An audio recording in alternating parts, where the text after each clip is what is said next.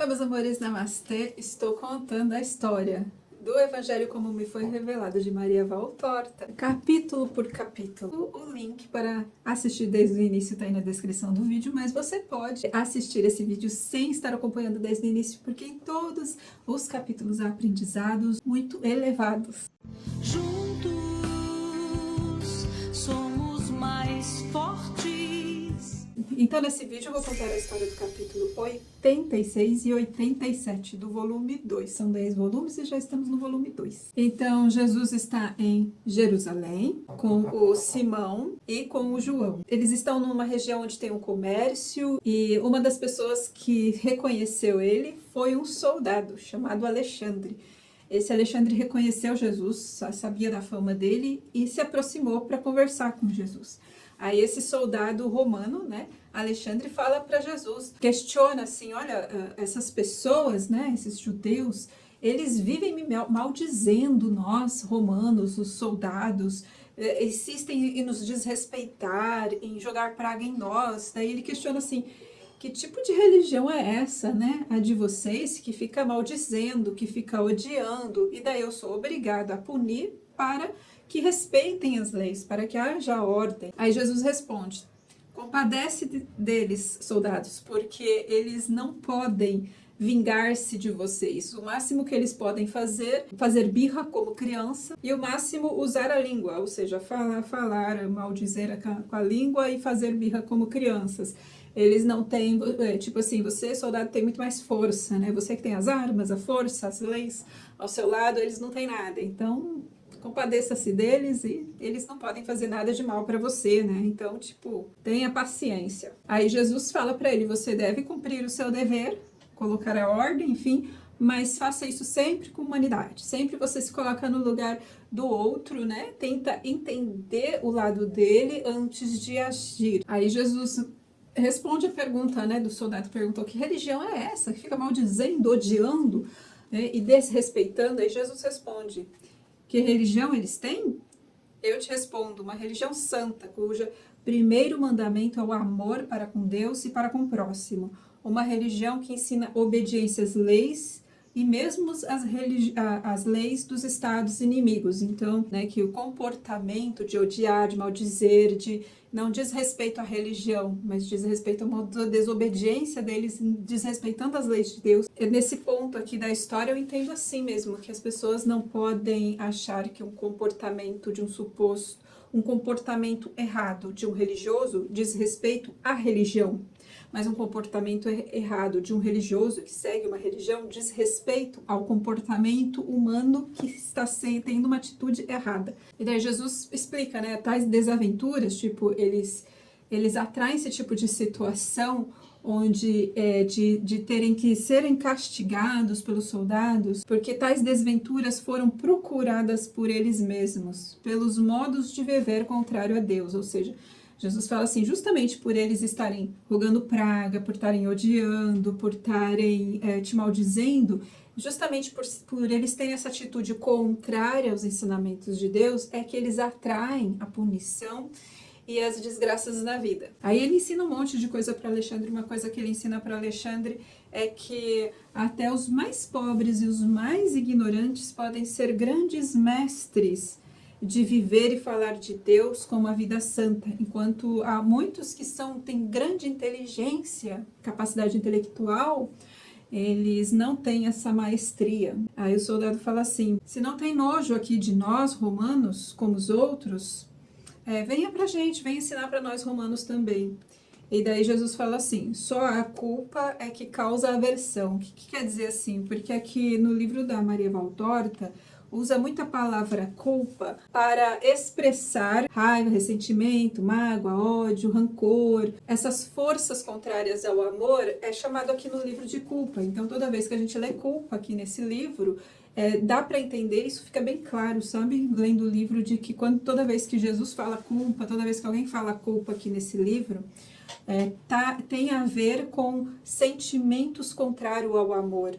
Que talvez gera uma alta culpa, uma alta punição, deve ser isso, mas são contrários ao amor. Então ele assim, só a culpa é que causa a aversão, isso quer dizer assim, só se eu só sentiria aversão de você e dos romanos se eu tivesse se eu não tivesse amor incondicional, se tivesse algum sentimento contrário do amor incondicional, né? Tipo, ele quis dizer assim, eu não tenho nenhuma aversão a você, né? Aí o soldado falou pra ele, contigo não precisamos intervir nunca, então a gente nunca precisa levantar a mão para te punir, levantar a espada contra ti, porque tu és bom, tu és obediente. Aí ele fala, é tu que faz os milagres sobre os doentes, né? Como que tu faz esses milagres? Você usa fórmula mágica? Porque os nossos magos lá da Roma, né? Eles fazem ungüentos, eles fazem pó de cobra seca, usam pedras mágicas, tem várias fórmulas mágicas. Qual que é a fórmula mágica que você usa para fazer essas curas? Daí Jesus fala, nada disso, eu só tenho o meu poder, né? Aí nisso chega o Judas com os pastores, Jesus, Simão e João estavam esperando eles, né? E daí Jesus se despede do Alexandre, e aí Alexandre fala, eu quero te ouvir mais, onde que eu posso te encontrar? E Jesus fala, vou estar lá em Nazaré até tal tempo, então você pode ir até mim. Aí o Alexandre fala, lógico que eu irei, lembre-se do meu nome. Aí chega Judas, né, vendo que Jesus estava conversando com o soldado romano, e daí Judas questiona, estava conversando com um romano. Aí o Jesus fala, sim, ele é um coração honesto, ele procura a verdade. Aí Judas suspira assim, né? Aí Jesus pergunta, por que você está suspirando, Judas? Aí Judas fala assim, eu gostaria que os nossos, né, os judeus, tivessem sido quem procurasse a verdade, né? Tipo assim, um soldado romano vem, te ouve e dá voz a você.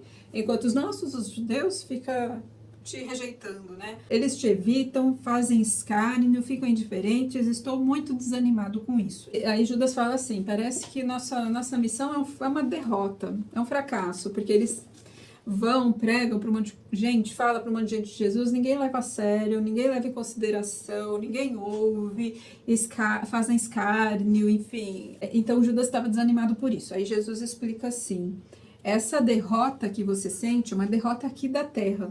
Lá em cima, as suas atitudes de falar de mim são sempre vitórias, porque o Pai, né, o Criador, vê a boa vontade.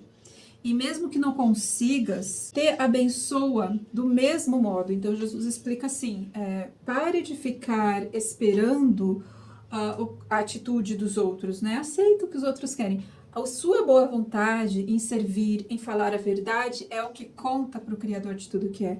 Agora, quantas pessoas vão ouvir ou deixar de ouvir, isso não é problema seu. Agora, as suas atitudes da boa vontade, aí sim é problema seu. Aí sim é uma vitória sua. Por mais que você fale para milhares de pessoas sobre a verdade e ninguém ouça, ainda assim você será vitorioso, porque você teve a boa vontade e você fez o que é certo. E daí começa o capítulo 87, continuação. O Isaac, que era pastor, né, que conheceu Jesus quando Jesus era recém-nascido, que era o pastor, Isaac falou, né, nós também falamos muito de você, pregamos muito o seu nome, falamos dos seus milagres e fomos recebidos com muito menosprezo e escárnio. Isaac fala isso para Jesus, né? E Judas intervém e fala, Isaac, eu penso como tu. Nós perdemos tempo, isso sim. Perdemos tempo e fé nessa gente, lidando com essa gente. Eu tô quase desistindo, né? Aí o Isaac fala assim, eu nunca vou desistir. Mas eu sofro com isso. Renunciarei só se o meu mestre assim mandar. Estou acostumado há anos esse tipo, desde que Jesus nasceu, que ele fala de Jesus, né? Então, há anos sofrendo por essa questão, né? Por essa rejeição, por falar a verdade, ser fiel à verdade. Eu não poderia mentir só para cair nas graças dos poderosos, só para agradar os outros, né?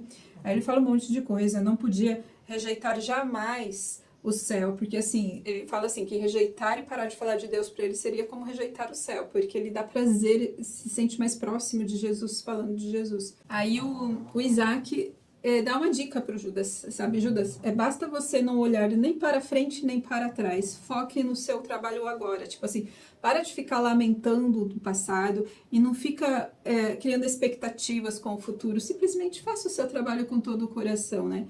E daí Jesus concorda, sabe as palavras, Isaac? Aí Jesus explica, essa a canseira, o desânimo, o cansaço, tem a raiz na soberba humana. Prestem atenção, esse ensinamento é bem elevado. Assim também como a ansiedade, a pressa, o imediatismo, também raiz na soberba humana. Aí ele explica assim, por que nós nos aborrecemos com essas supostas derrotas? Por que elas nos inquietam quando as coisas estão devagar e não no ritmo que queremos? Porque o orgulho diz assim, está dizendo não a mim? As coisas não estão sendo do jeito que eu quero, do jeito que eu acredito que deva ser, ou seja, você quer ser melhor que Deus. E tipo assim, o ego fica irritado. Você está me fazendo esperar tanto? Não está dando o que eu quero? Isso é uma falta de respeito comigo, que faz tudo certinho. Então essa é uma revolta da soberba humana. Ele explica que Deus é a paciência, é a serenidade. O Pai não fez tudo instantaneamente, né? Existe o tempo, que tudo respeita o progresso, o tempo de cada um precisa ser respeitado. Isso é misericórdia. A paciência é misericórdia. E aí ele falou, vocês são frutos, o homem é fruto da paciência de Deus. E Deus tem paciência com a evolução humana. E é necessário essa paciência, aguardar o tempo de amadurecimento de cada coisa para que venha dar frutos, né? Não podia Deus fazer tudo no instante só? Não podia o homem dotado de razão sair das mãos de Deus com toda a sabedoria no instante? Não podia Jesus, ter vindo no começo do século? Tudo isso poderia ser, mas nada há de ser feito com violência. Então daí ele explica assim que fazer as coisas com ansiedade, criar essa expectativa, isso é uma violência, uma agressão, que a paciência é amor. Então ele falou assim que a ansiedade, essa soberba de ficar cansado, desanimado, porque as coisas não acontecem, né? Ou que os outros não são como a gente quer, essa soberba humana. É um desejo, no fundo é um desejo de querer ser mais do que Deus, achar que sabe mais do que Deus, quer ser melhor, acha que é melhor do que Deus, ou seja, não respeita o ritmo de Deus para todas as coisas. Ou seja, ele fala que ansiedade é fruto da força de Satanás. Aí Judas questiona, tá bom, mas ficar esperando a paciência, a vontade dos outros, quando é que você vai ser reconhecido? Aí Jesus pergunta assim, reconhecido por quem, Judas? Aí Judas fala assim, olha, pelo mundo todo. Aí Jesus responde, nunca, eu nunca serei reconhecido, né, pelo mundo. Aí Judas fala assim, nunca? Mas você não é o salvador do mundo? Você não veio salvar? Assim eu sou. Mas o mundo não quer ser salvo. Somente na proporção de 1 para cada 1000 pessoas aos que me reconhecem. E somente 1 em cada 10.000 pessoas é que conseguirão realmente me seguir, que realmente serão salvos, que realmente me seguirão nesse sentido, né?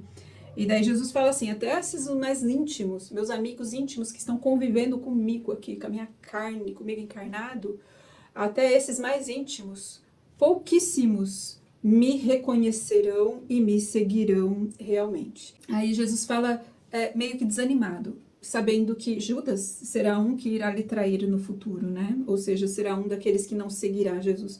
Em verdade vos digo que não serei conhecido por todos os meus íntimos. Conhecer quer dizer amar com fidelidade e seguir os meus passos, os meus exemplos. E haverá quem não me reconhecerá entre os meus íntimos, né? Aí Judas falou assim, eu jamais vou te trair. Nós conhecemos quem você é, nós estamos seguindo seus passos, eu sei que você é a verdade. Só um Satanás poderia te renegar e te trair depois de ter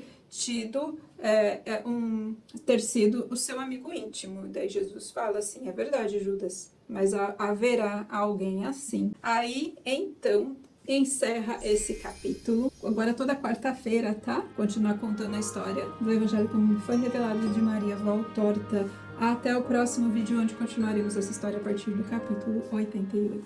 Namastê.